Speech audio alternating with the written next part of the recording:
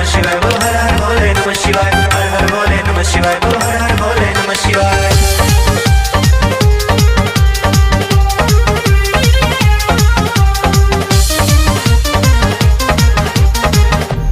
ओम त्र्यंबकं यजामहे सुगंधिं पुष्टिवर्धनम् उर्वारुकमिव वन्दनान् मृत्योर्मोक्षीयमामृता। ओम नमः शिवाय, ओम नमः शिवाय, ओम नमः शिवाय, ओम नमः शिवाय। जटाओं में भगीरथी का है प्रवाह अनवरत, गले में लंबे लंबे सर्प शोभते हैं हार से। डमट डमट डमट है डमरू नाद गूंजता कि नृत्य तांडवी बहे है शिव के तार तार से। जो बूंद बूंद पुण्य है, जो अंश अंश उज्ज्वला, वो गंगाधार निर्झरा है झर रही गिरीश पर। जो अर्धरात्रि सृष्टि पर है स्वर्ण सा बिखेरता, चमक रहा है चंद्रमा व्योम जैसे शीश पर, व्योम जैसे शीश पर। शिव जी सत्य है, शिव जी सुंदर, शिव जी सबके अंदर। ओम नमः शिवाय, ओम नमः शिवाय, ओम नमः शिवाय, ओम नमः शिवाय।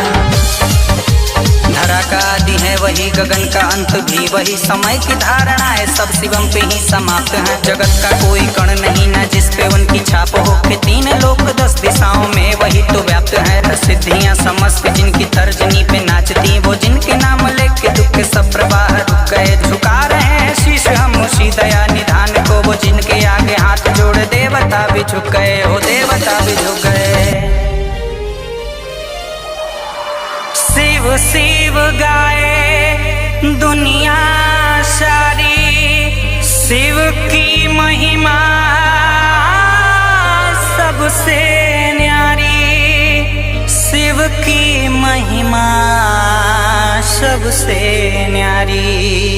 ओम नमः शिवाय, ओम नमः शिवाय, ओम नमः शिवाय, ओम नमः शिवाय।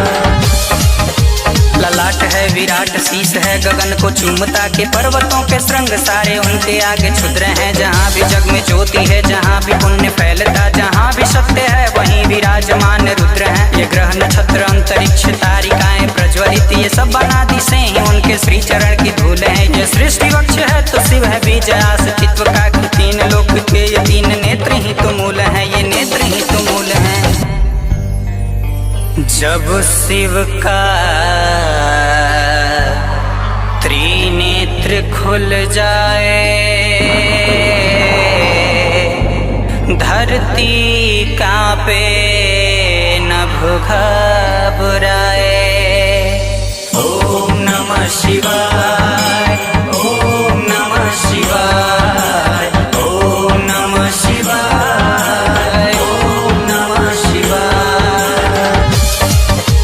देव नाही सुर सुर चर चर ना धरा, शिव का तेज तब से है कहीं नहीं था जब कोई। ये सृष्टि कोटि कोटि वर्ष साधना करे तो क्या शिव समान जग में ना हुआ ना होगा अब कोई। वो नीलकंठ जो गले में ही गरल को रोक ले, वो आदि योगी जिनके योग पर की समष्टि है। पिनाकी नाम का धनुष भुजाओं में जो धार दे, वही है जिसके साधना में सृष्टि है, वो साधना में सृष्टि है।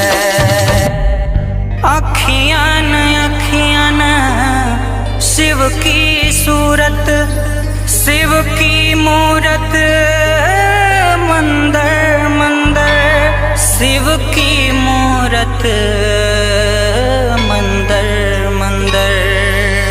ओम नमः शिवाय, ओम नमः शिवाय, ओम नमः शिवाय, ओम नमः शिवाय।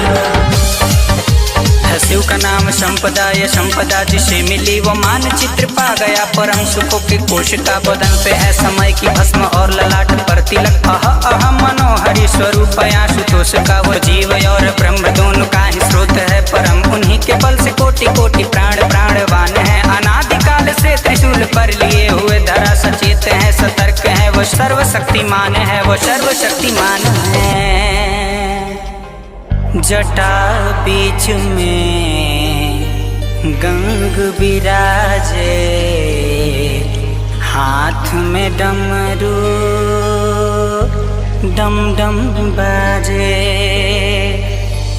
ओम नमः शिवाय, ओम नमः शिवाय, ओम नमः शिवाय, ओम नमः शिवाय। मनुष्यता का बल है वो अचल है, वो अटल है, वो हिमाद्री श्रृंग की तरह युगों से हैं खड़े हुए। उन्हीं के होने से जगत में पुण्य और प्रकाश है। चेतना के भाल पर वो रत्न से जड़े हुए। वो काल के प्रवाह को भी रोकते हैं वक्ष पर। मनुष्य मात्र के लिए अभेद ढाल है। शिवम प्रवेश क्या करेगा कोई कश, प्राण दुर्ग में द्वार है अजय जिसके द्वारपाल है। शिवम हो द्वारपाल है शिवम।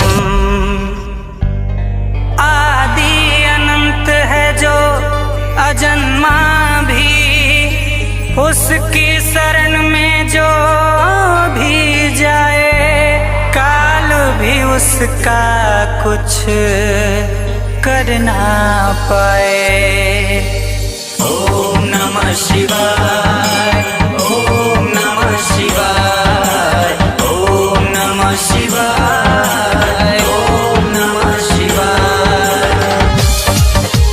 स्वयं मले हैं अस्थियां मसान की शरीर पर, मगर जो कोई मांग ले वो 3 लोक वार दे। नहीं है दानियों में दान वीर शिव सा कोई, भिक्षा पात्र में वो जग की सिद्धियां उतार दे। नमः शिवा का स्वर सतत गूंजता, समुद्र गर्भ से विराट पर्वतों के छोर तक। वही है बस वही है बस वही है और कुछ नहीं। समय की पहली रात से जगत की अंतिम भोर तक, भोर तक, भोर तक।